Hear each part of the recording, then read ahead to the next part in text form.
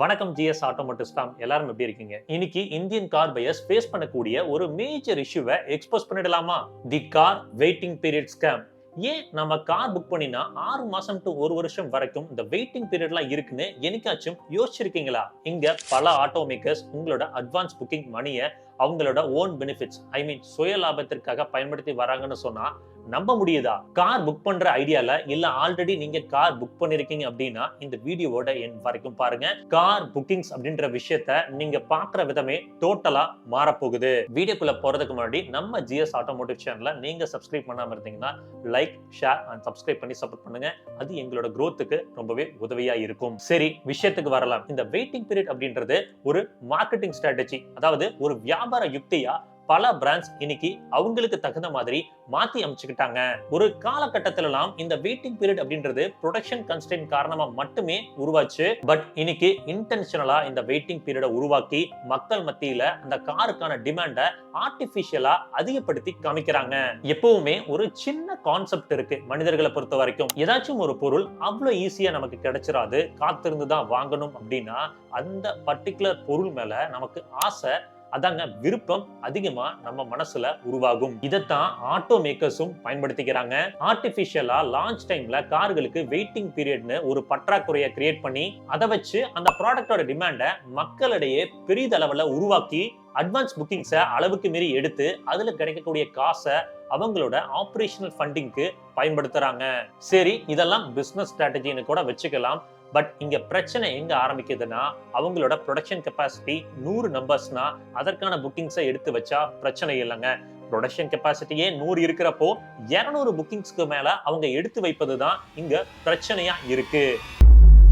ஒரு சின்ன எக்ஸாம்பிள் எடுத்துக்கலாம். ஒரு சஃபோமீட்டர் கார் புதிதா இந்தியன் மார்க்கெட்ல லான்ச் ஆகுதுன்னு வெச்சுக்கோங்க. லான்ச் பண்றப்போ எப்பவுமே ஒரு அட்ராக்டிவான லோ பிரைஸும் கோட் செய்றாங்க. தென் மார்க்கெட்டிங் மூலமா ஒரு ஹியூஜ் டிமாண்ட அந்த பர்டிகுலர் ப்ராடக்ட் மேல ஆர்டிபிஷியலா அந்த ஆட்டோ மேக்கர்ஸ் கிரியேட் செய்யறப்போ ஒரு 50,000 புக்கிங்ஸ் வருதுன்னு வெச்சுப்போம். ஒரு புக்கிங்க்கு 25,000 வாங்கினாலே 125 கோடி அவங்களுக்கு ஃப்ரீ கேபிட்டல் இன்வெஸ்ட்மெண்டா இந்த அட்வான்ஸ் புக்கிங் மூலமா மட்டுமே கிடைக்குது.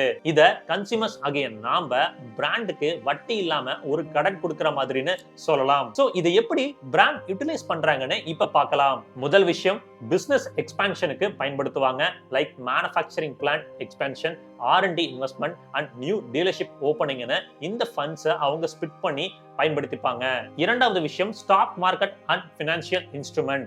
நீங்க கொடுக்கிற அட்வான்ஸ் புக்கிங் அமௌண்ட்டை அவங்க ஸ்டாக்ஸ்ல, மியூச்சுவல் ஃபண்ட்ஸ்ல, பாண்ட்ஸ்ல இன்வெஸ்ட் பண்ணி அதன் மூலமா ஒரு ரெவென்யூவை ஆட்டோ மேக்கர்ஸ் ஜெனரேட் செஞ்சுக்கிறாங்க.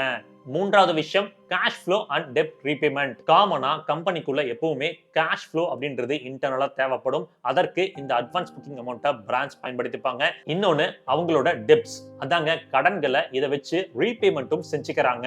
இப்போ இது எல்லாமே பிசினஸ் ஸ்ட்ராட்டஜி அப்படின்னு வந்தாலும் இந்த லான்ச் பிரைஸ்னு ஒண்ணு இருக்கே, ஞாபகம் இருக்கா?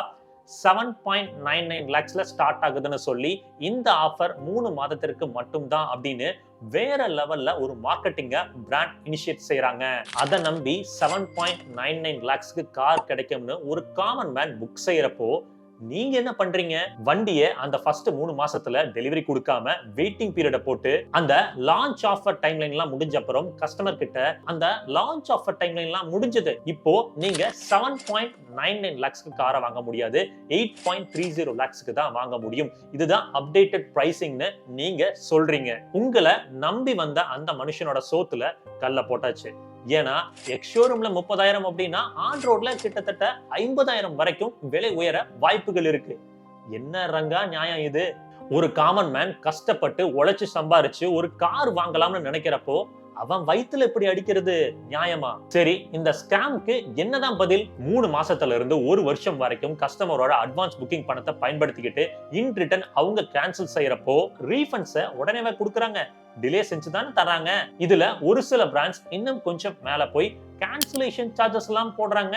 உங்க புக்கிங்க்கு ஏதாச்சும் லீகலா பிரியாரிட்டி கேரண்டி இருக்கான்னு கேட்டா இப்ப வரைக்கும் எந்த பிராண்ட்ஸ் கிட்டையும் அதற்கான பதில் இல்லங்க. இந்த சிஸ்டமும் கார் கம்பெனிஸ்க்கு ஃபேவரா தான் நடந்துக்கிறாங்க. கோடிக்கணக்குல மக்கள் அட்வான்ஸ் புக்கிங்னு செய்யற பணத்தை பயன்படுத்துற கார் கம்பெனிஸ் என்னைக்காச்சும் கஸ்டமருக்கு அவங்களோட புக்கிங் கியூ அண்ட் ஸ்டேட்டஸை லைவ் டிராக்கிங்கோட கொடுத்திருக்காங்களா? இல்ல எக்ஸாக்ட் டெலிவரி டேட் தான் சொல்றாங்களா? எதுவுமே கிடையாதுங்க. இந்த வெயிட்டிங் பீரியட் அப்படின்ற ட்ராப்குள்ள மக்கள் விழாம இருக்க கவர்மெண்ட் இந்த ரெண்டே விஷயங்களை செஞ்சா போதும்.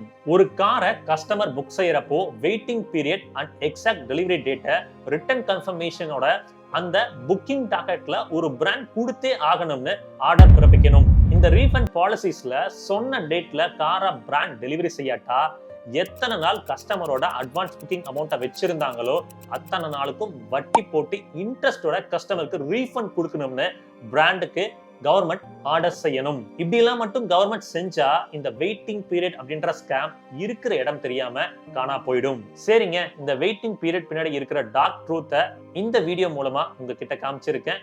யூஸ்ஃபுல்லா இருந்திருக்கும்னு நம்புறேன். நெக்ஸ்ட் வீடியோல சந்திக்கலாம். அது வரைக்கும் எப்பவுமே சொல்றதுதான், ரோட்ல போய் வரப்ப உங்களை நம்பி எப்படி ஒரு குடும்பம் இருக்கோ அதே மாதிரி ரோட்ல போய் வர சக மனிதர்களை நம்பி நேசிக்கிற ஒரு குடும்பம் இருக்கு. அதை சதைச்சிட வேணாம். பத்திரமா போய் பத்திரமா வாங்க. Tata, take care, by.